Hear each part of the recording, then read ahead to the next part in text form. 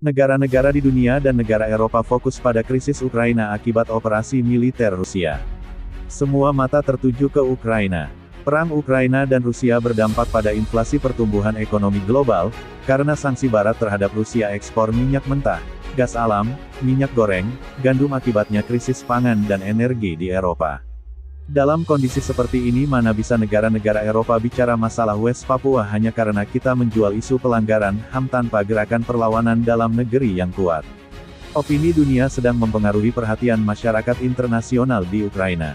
Belum lagi pergerakan ormas negara Barat NTO sedang mobilisasi militer ke Eropa Barat memancing emosi Rusia. Belum lagi ancaman Turki menyerang Suriah Timur terhadap gerakan perlawanan Kurdi yang Turki sebut teroris.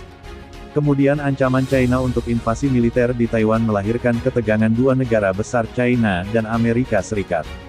Hal ini tidak terlepas juga ketegangan terhadap Laut China Selatan menjadi jalur strategis investasi imperialis di Asia Pasifik.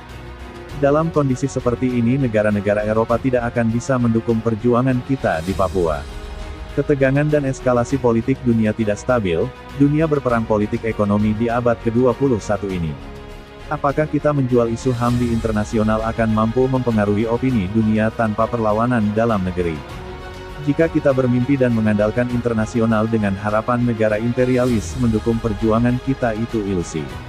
Negara-negara di dunia dan negara Eropa fokus pada krisis Ukraina akibat operasi militer Rusia. Semua mata tertuju ke Ukraina.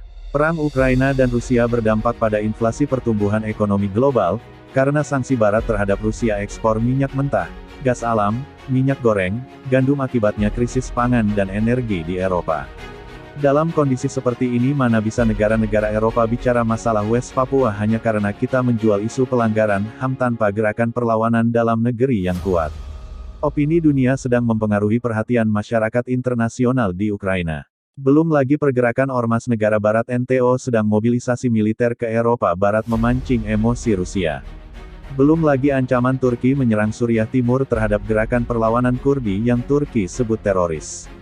Kemudian ancaman China untuk invasi militer di Taiwan melahirkan ketegangan dua negara besar China dan Amerika Serikat. Hal ini tidak terlepas juga ketegangan terhadap Laut China Selatan menjadi jalur strategis investasi imperialis di Asia Pasifik. Dalam kondisi seperti ini negara-negara Eropa tidak akan bisa mendukung perjuangan kita di Papua. Ketegangan dan eskalasi politik dunia tidak stabil, dunia berperang politik ekonomi di abad ke-21 ini. Apakah kita menjual isu HAM di internasional akan mampu mempengaruhi opini dunia tanpa perlawanan dalam negeri? Jika kita bermimpi dan mengandalkan internasional dengan harapan negara imperialis mendukung perjuangan kita itu ilusi.